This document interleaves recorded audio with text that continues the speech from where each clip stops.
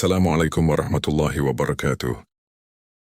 Semoga rahmat dan karunia-Nya senantiasa terlimpah curahkan kepada saudaraku sekalian sahabat, kedamaian hati. Alam kubur adalah alam yang menjadi perantara antara kehidupan dunia dan akhirat, tempat manusia menunggu kebangkitan di hari kiamat. Setiap orang yang meninggal akan memasukinya, baik yang saleh maupun durhaka. Di alam ini, manusia akan ditanyai oleh malaikat mungkar dan nakir. Allah berfirman, dan di hadapan mereka ada barzakh sampai hari mereka dibangkitkan. Quran Surat Al-Mu'minun ayat 100. Waktu di alam ini tidak sama dengan waktu dunia, dan durasinya tidak dapat diukur oleh manusia. Yang menjadi pertanyaan besar dan hingga sampai saat ini menjadi perdebatan sengit di ranah syariah yaitu tentang keberadaan siksa kubur. Benarkah siksa kubur itu nyata? Memang tidak dipungkiri banyak sekali hadits yang diriwayatkan tentang siksa kubur, namun tanpa didukung dengan ayat Quran, kebenaran hadits tersebut perlu dipertanyakan. Sebab, tidak ada ayat Quran yang secara eksplisit dan literal menyebut siksa kubur, sebagaimana detail dalam hadis-hadis populer. Ada sebuah hadits yang meriwayatkan sebagai berikut. Jenazah akan mendapatkan siksa karena tangisan keluarga yang ditinggalkannya. Namun hadits tersebut dibantah langsung oleh Siti Aisyah binti Abu Bakar, As-Siddiq istri Rasulullah, dengan membacakan surat Al-An'am ayat 164. Dan tidak ada seorang pun yang memikul dosa orang lain. Padahal beliau merupakan saksi hidup paling privat selama bersama Rasulullah. Dan ketika sampai riwayat dari Abu Hurairah kepadanya tentang sialnya wanita, rumah dan kuda Aisyah pun marah dan dianggap merendahkan perempuan. Dan kemudian dibantah dengan menjelaskan konteks asli yang berasal dari pemahaman jahiliyah, bukan dari Rasulullah. Diriwayatkan Ibnu Asakir dari Sa'id bin Yazid, aku mendengar Umar bin Khattab berkata kepada Abu Hurairah, engkau harus berhenti atau mengurangi meriwayatkan hadits dari Rasulullah, atau aku akan mengembalikanmu ke negeri Daus. Umar mengancam tidak segan-segan mengasingkan Abu Hurairah ke negeri asalnya ancaman ini, bukan karena anti hadits melainkan sebuah cermin kebijakan untuk menjaga kemurnian pesan Rasulullah dari tambahan atau kekeliruan. Utsman bin Affan juga melanjutkan kebijakan yang sama, beliau melarang penulisan hadits yang tidak didengar semasa kekhalifahan Abu Bakar atau Umar. Hal ini merupakan bentuk quality control, mekanisme verifikasi kolektif memastikan bahwa sebuah riwayat sudah melalui penyaringan komunitas awal dan bukan sebuah klaim individu. Apa yang dilakukan oleh beliau-beliau ini merupakan manifestasi keagamaan yang tinggi dan tanggung jawab besar. Mereka berusaha memastikan bahwa setiap ucapan yang dinisbatkan kepada Nabi benar-benar berasal dari Rasulullah. Respon mereka kepada Abu Hurairah merupakan check and balance yang justru menguatkan sistem kehati-hatian dalam Islam. Maka, perdebatan tentang alam barzakh tidak akan pernah usai selama. Hanya bertumpu pada teks lahir tanpa ruh, tanpa mengenal sifat Rahman dan Rahim Allah. Bagi para arifin yang sudah mencapai maqam musyahadah, yang benar-benar sudah mengenal Allah, yang sudah menyaksikan Rahman dan Rahimnya yang telah diberikan oleh Allah pemahaman tentang jasad, nyawa, ruh dan jiwa, yang diberikan pengetahuan lebih, beliau menerangkan bahwa keadaan alam barzakh sebagai berikut. Jasad kembali ke tanah, sebagaimana awal penciptaan. Memori tertinggal di alam dunia. Oleh sebab itu orang yang sudah meninggal masih bisa dikenang. Jin karin kembali ke alam jin, alam yang masih bersinggungan dengan dunia, namun dalam bentuk dimensi yang lain. Itulah mengapa terkandung ada jin yang menyerupai wajah orang yang sudah meninggal dengan tujuan menyesatkan akidah. Nyawa dikumpulkan di alam nyawa. Sedangkan jiwa yang merupakan perpaduan antara ruh dan hati, halb ditidurkan hingga nanti hari kebangkitan. Hal ini sejajar dengan ayat, Allah mewafatkan jiwa ketika matinya dan ketika tidurnya. Quran Surat Az-Zumar ayat 42. Maka tidur di alam barzakh bukan ketiadaan, melainkan peniadaan kesadaran secara penuh hingga hari kebangkitan. Sedangkan waktu di alam barzakh tidak dapat disamakan dengan waktu di alam dunia. Inilah mengapa Al-Quran menggambarkan orang yang dibangkitkan dari alam barzakh berkata, Kami tidak tinggal kecuali sebentar.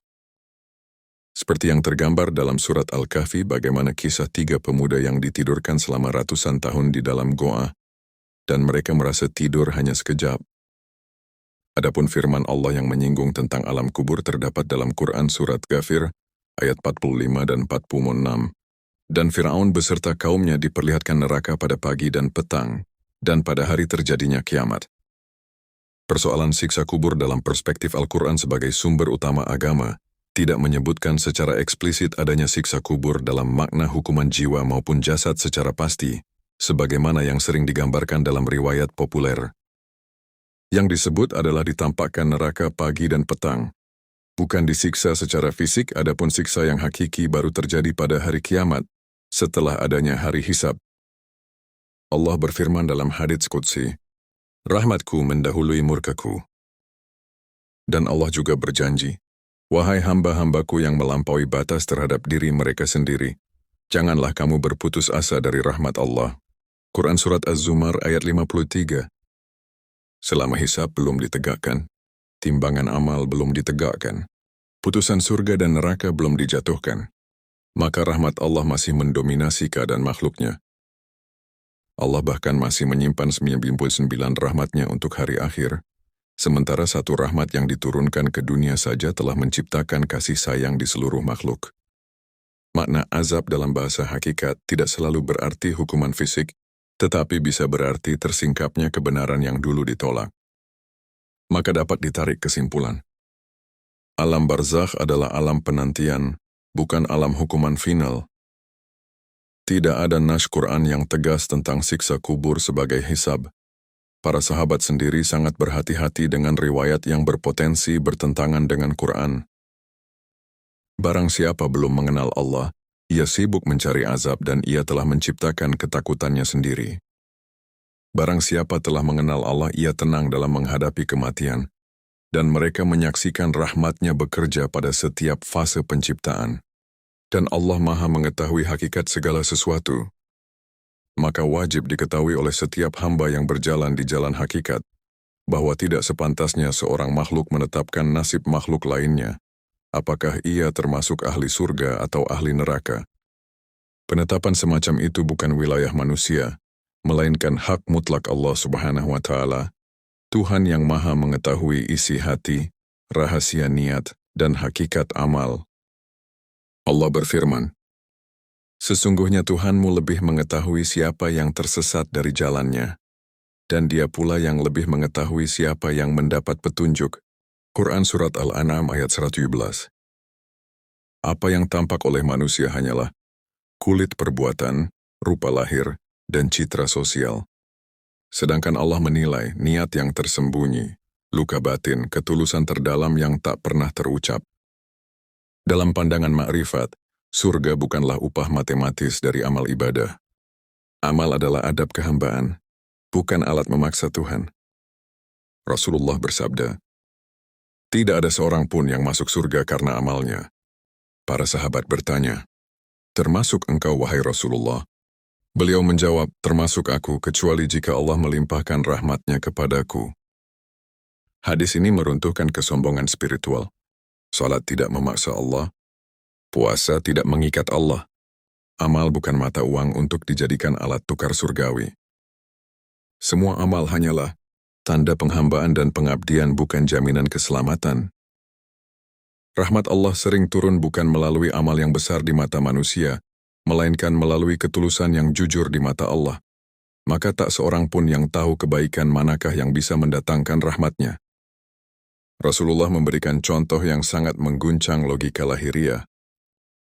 Seorang perempuan tunasusila dari Bani Israel, yang sepanjang hidupnya dikenal sebagai pendosa, namun suatu ketika, melihat seekor anjing kehausan, merasakan belas kasih yang tulus, memberi minum dengan sepatunya, maka Allah mengampuni seluruh dosa-dosanya.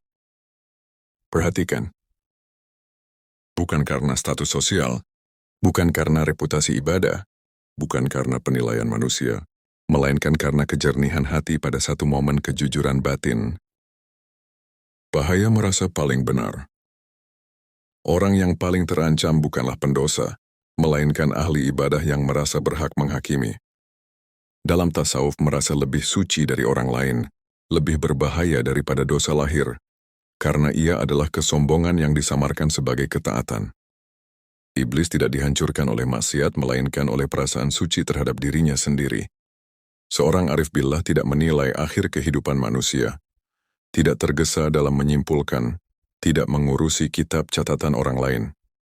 Ia sibuk membersihkan dirinya, merendahkan keakuannya, dan berharap rahmat Allah untuk seluruh makhluk, karena ia tahu bisa jadi orang yang hari ini terjatuh, esok bangkit dengan air mata yang air mata itu lebih berharga daripada ibadah seumur hidup yang kering dari kasih sayangnya. Perlu ditegaskan dengan jujur bahwa pandangan ini bukan ijma' fikih, melainkan melalui pandangan makrifat plus Quran plus kritik riwayat. Pandangan ini tidak bermaksud menafikan hadis, tetapi menempatkannya di bawah verifikasi Quran dan hikmah. Dan ini punya presiden kuat dalam sejarah intelektual Islam. Ketenangan tentang alam barzakh tidak akan diperoleh melalui polemik literal, melainkan melalui ma'rifatullah. Orang yang masih melihat Allah hanya sebagai hakim murka akan selalu menimbang pahala dan siksa. Orang yang telah mengenal Allah sebagai Rabb yang Maha Rahman akan melihat barzakh sebagai penantian penuh kasih, bukan ruang balas dendam. Semoga Allah mewafatkan kita bukan dalam kengerian, melainkan dalam sujud panjang jiwa yang terlelap, menunggu panggilannya dengan penuh ridha. Amin ya Rabbal Alamin. Wassalamualaikum warahmatullahi wabarakatuh.